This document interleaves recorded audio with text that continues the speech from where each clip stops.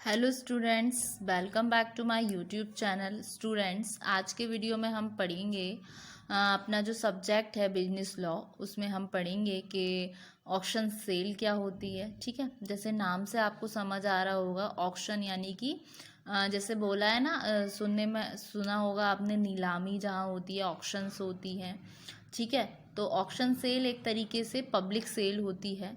मतलब जनता की सेल होती है इसमें, मतलब ये एक तरीके से पब्लिक सेल होती है।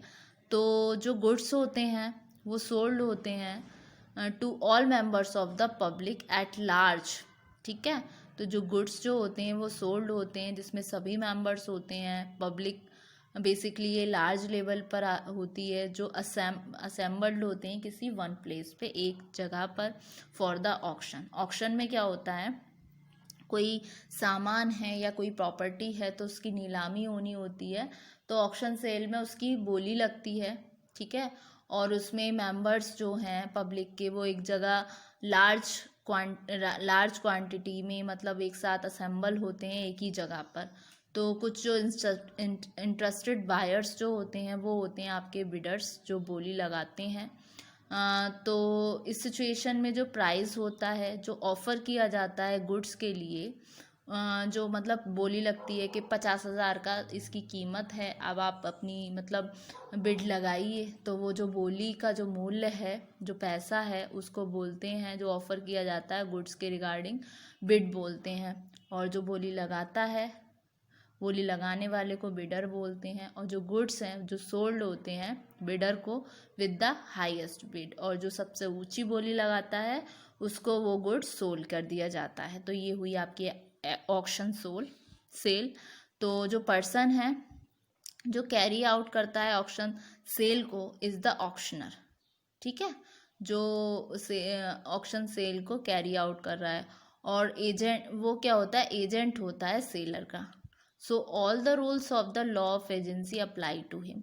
तो जितने भी रूल्स हैं लॉ ऑफ एजेंसी के, वो अप्लाई होते हैं between person and the agent. और if an auctioneer wishes to sell his own property, अगर कोई जो ऑक्शनर है वो चाहता है कि वो अपना खुद की प्रॉपर्टी को सेल करे एज द प्रिंसिपल, तो ही कैन डू सो।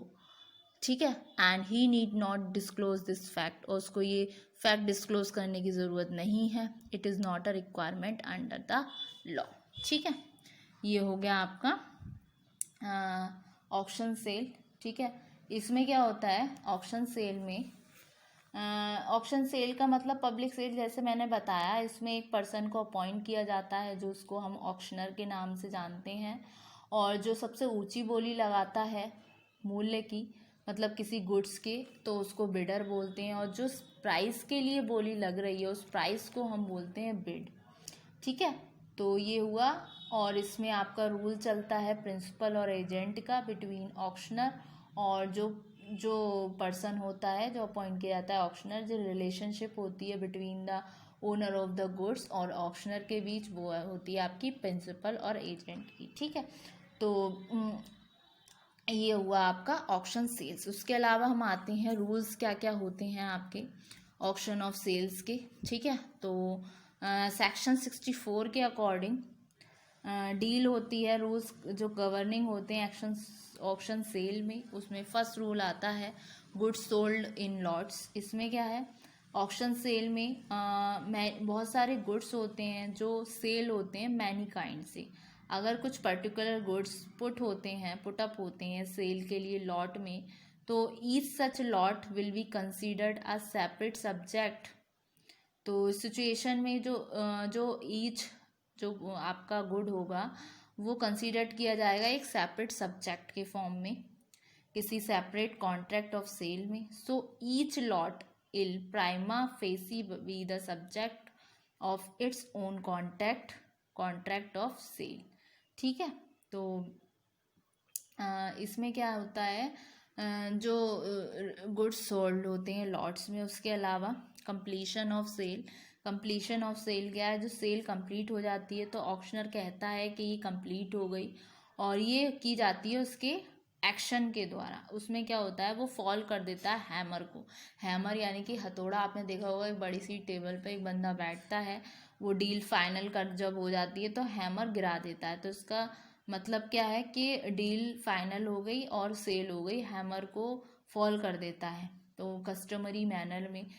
तो इस तरीके की कंप्लीशन जो होती है तो ये होती है आपकी कंप्लीशन ऑफ सेल। फिर आती है सेलर में reserve right to bid. Seller को जो है रिजर्व कर सकता है his right to bid. To do so he must, वो क्या है उस एक्सप्रेसली रिजर्व करता है इस तरीके का राइट बिड का।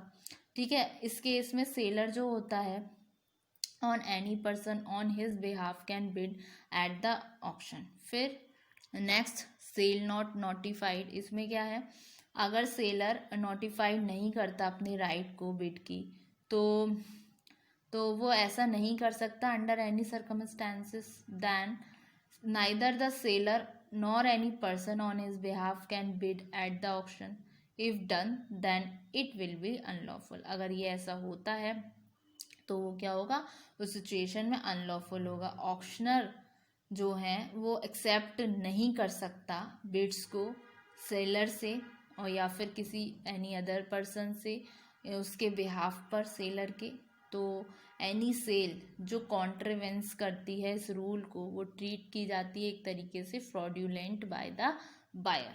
ठीक है, तो जहाँ सेल नोटिफाइड नहीं होती है, where the sale is not notified to be subject to a right to bid on behalf of the seller, then it shall not be lawful for the seller to the bid for herself or to employ any person to bid at such sale, or for the auctioneer knowingly to take any bid from the seller or any other person, then any sale contravening this rule shall be treated as fraudulent। ठीक है, फिर आता है आपका reserve price. Reserve price का क्या मतलब है, जो ऑक्शन सेल है वो एक subject to a reserve price है और एन अपसेट प्राइस। इसका मतलब होता है कि ऑक्शनर जो है इस प्राइस से नीचे गुड को सेल नहीं करेगा। तो ये हो गया एक तरीके से रिजर्व प्राइस। जैसे कि आपने देखा भी होगा कि ये इस माल की कीमत जैसे एग्जाम्पल के लिए 20,000 है, तो अब आप अपनी मतलब बिड लगाइए तो 20,000 से नीचे में वो उस गुड्स को नहीं बेच सकता। 20,000 उसका एक रिजर्व प्राइस हो गया। फिर नेक्स्ट आता है प्रिटेंड बाइंडिंग बिडिंग। ये क्या है, अगर सेलर या फिर कोई अदर पर्सन अपॉइंट किया गया है, एम्प्लॉय करता है प्रिटेंड करने में बिडिंग को to raise the price of the goods, तो उस सिचुएशन में क्या है, सेल वॉइडेबल हो गई यानी कि व्यर्थनीय हो गई ऑप्शन ऑफ द बायर। इसका मतलब क्या है, बायर को चूज करना होगा ऑनर द कॉन्ट्रैक्ट और he can choose to void it. उस सिचुएशन में बायर के सामने सिचुएशन आती है कि वो या तो ऑनर को चूज करे कॉन्ट्रैक्ट के या वो कर सकता है इसको वॉइड। ठीक है, फिर आती है नो क्रेडिट।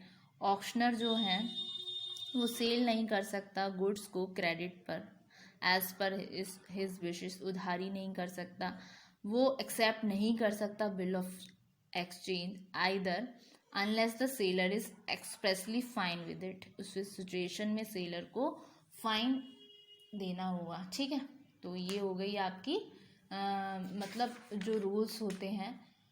ठीक है, उसके अलावा इसके अलावा जो आता है, ऑक्शनर अगर रिफ्यूज़ करता है एक्सेप्ट करने से हाईएस्ट बिड, क्योंकि उस सिचुएशन में जब बिड सिर्फ एक ऑनर है तो इस सिचुएशन में जो बिड है वो एक्सेप्ट नहीं की जाएगी ऑनर के द्वारा। ठीक है ना। फिर ऑक्शनर बाउंड नहीं है सेल करने के लिए जो भी आर्टिकल्स एडवर्टाइज्ड हैं हाईएस्ट बिडिंग के, except when the sale is with reserve. ठीक है, फिर और एक कंडीशन और आती है ऑक्शन सेल में, bidding once made can not be withdrawn. मतलब जहाँ पर बोली लग गई एक बार हो गई बिडिंग तो सिचुएशन में वो विड्रॉ नहीं की जा सकती, वो अनफोर्सेबल नहीं है।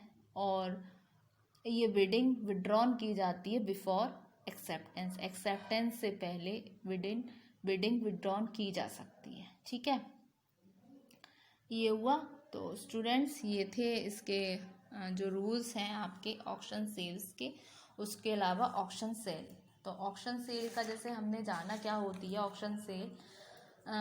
ऑक्शन सेल का मतलब एक तरीके से ये पब्लिक सेल है, पब्लिक को इसमें इनवाइट किया जाता है, जहाँ पर जो इंटेंटेड बायर हैं, जो इंटरेस्टेड बायर हैं, वो इकट्ठे होते हैं, एक असेंबल होते हैं किसी एक जगह पर, और वो ऑफ़र करते हैं प्राइस को कि वो तैयार हैं इस सामान को इतने रुपयों में ख़रीदने के लिए। तो सिचुएशन में जो ऑफ़र प्राइस होता है, जो ऑफ़र प्राइस किया जाता है कि इस गुड्स की कीमत 20,000 रुपये है, इससे कम में ये नहीं बेचा जाएगा, तो वो ऑफ़र प्राइस कहा जाता है बिड। फिर और जो पर्सन जो इस तरीके का प्राइस कर रहा है, जो लगा रहा है बोली, वो कहलाता है आपका बिडर।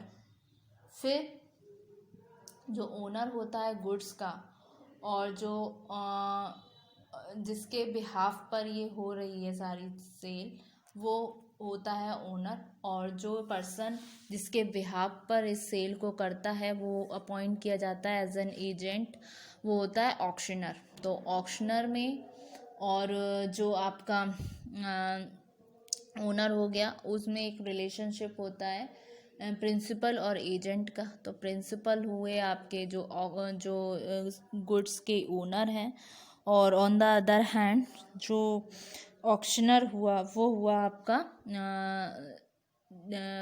एजेंट। ठीक है, उनके बीच जो रिलेशनशिप होगा वो आपका एजेंसी वाले रूल्स चलेंगे उन दोनों के बीच। और फिर ये हुआ। फिर जो इंटेंटेड बायर्स होते हैं वो तैयार होते हैं सिचुएशन में। तो इस तरीके से ऑक्शन सेल होती है।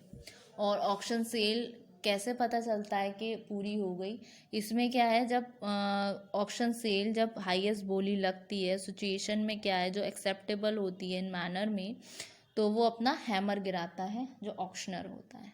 तो होप सो स्टूडेंट आज के वीडियो में आपको ये ऑक्शन सेल का कंसेप्ट समझ आया होगा। Thank you very much.